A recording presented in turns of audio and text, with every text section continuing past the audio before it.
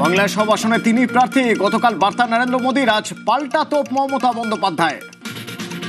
आप सब मेरे लिए मोदी है, ये सभी उम्मीदवार ये भी मोदी है। अब एक मौका मोदी को दीजिए। মোদিজি বলছেন উনি নাকি 294টা সিটের প্রার্থী। তাহলে আপনি প্রধানমন্ত্রিত্বটা ছেড়ে দিন, দিয়ে বলুন আমি বাংলার মুখ্যমন্ত্রী হব। আগে দিল্লিটা সামলান, তারপরে বাংলার দিকে তাকান। ভোট প্রচারে শাহী হুঁশিয়ারি, দুর্নীতি থেকে সিন্ডিকেট রাজ, তৃণমূলকে কড়া আক্রমণ, পাল্টা হুঙ্কার মমতার। भतीजे को बताकर जाता हूँ, तेरे भ्रष्टाचारियों को जेल की सलाखों के पीछे डालने का काम करे। তৃণমূল চোর, তুমি সাধু।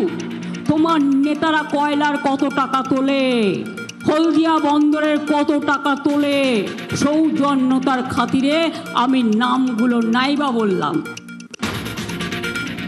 বিচারাধীন তালিকা থেকে বাদ 27 লাখ। এবার আর কার্যত তাদের ভোট দেওয়ার সম্ভাবনা থাকলো না। এসআইআর মামলায় কোনো নির্দেশ দিল না সুপ্রিম কোর্ট।